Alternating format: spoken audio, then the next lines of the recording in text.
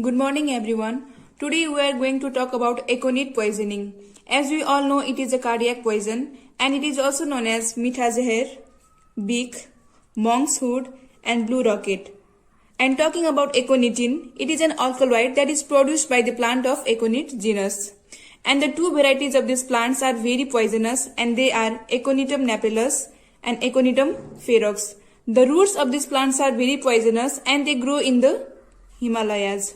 And all varieties and all part of this plant is toxic, but the root and the seeds are most potent. And now talking about the root of this plant, the root is conical and tapering. Externally it is brown in color and when it is cut it is white internally and its color changes into pink when it is exposed to the air. It is odorless. The taste of this root is sweet. That's why it is called sweet poison. And it is often mistaken for the horseradish root. Or the horseradish root is a root vegetable.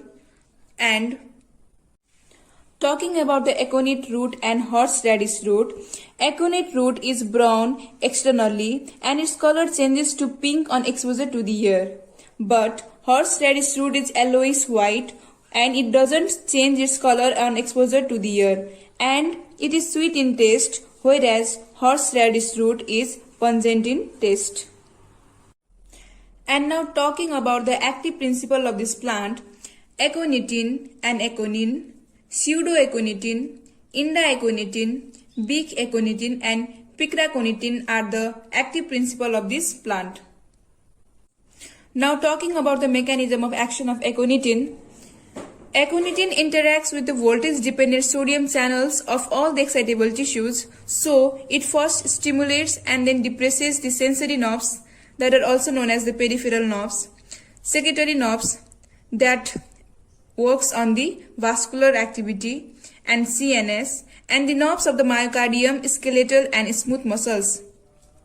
It does not affect the higher centers of the brain, so the consciousness remains intact. And now talking about the signs and symptoms. After the ingestion of this poison, the sign and symptoms occurs immediately or within few minutes of the ingestion. And first of all, there will be presence of tingling and numbness sensation in the tongue, lip and the mouth, that is known as paresthesia. And there will be presence of burning sensation in the mouth, pharynx and the stomach. And there is also presence of GI symptoms like nausea, vomiting, diarrhea and salivations. And due to the vomiting and diarrhea, there will be excessive loss of fluid in that patient. So later, the mouth will be dry, the patient will be thirsty and the patient will be unable to swallow anything. And the tingling and numbness sensation will be spread all over the body. The patient will also have headache, giddiness, vertigo and restlessness. The mind of this patient usually remains clear, but there will be presence of some hallucinations. And the limbs of the patient becomes very weak, so the patient becomes unable to walk or stand. There will be presence of twitching and spasm in the muscles. There will be muscle cramps and convulsions. And the respiration of the patient will be slow, labored and shallow. And talking about the pupils contract and dilate alternately, that is also known as hippus, but they remain dilated in later stages. And there will be also presence of diplopia and impaired vision in those patients. And now talking about the severe signs and symptoms. In those patients, there will be presence of cardiac arrhythmias with AB blocks. And first of all, there will be presence of tachycardia, but later on, we can see bradycardia due to the AB blocks, and there will be presence of hypotension also, and the pulse will be slow, feeble and irregular. And death usually occurs by the paralysis of the heart or respiratory centers or both. And talking about the fatal dose, 1 gram of the root and 2 to 5 milligram of the aconitin can cause death of a person, and the fatal period is of 2 to 6 hours. And now talking about the treatment, first of all we are going to do gastric lavage with warm water and with weak solution of the iodine in the potassium iodide or tannic acid to precipitate the alkaloid.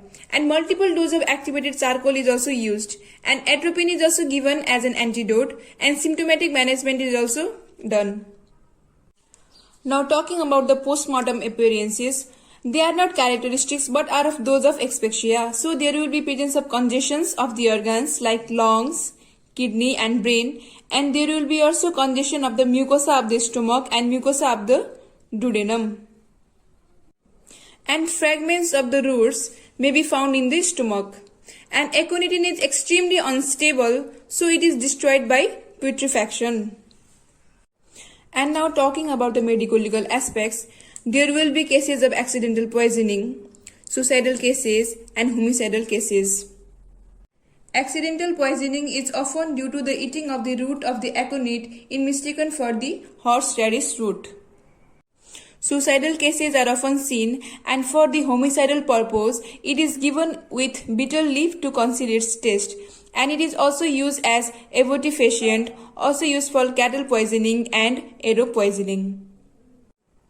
It is considered as the homicidal poison because it is very cheap and easily available. Its lethal dose is also small and fatal period is also short. And its taste can be masked, and it can be mixed with pink colored drinks.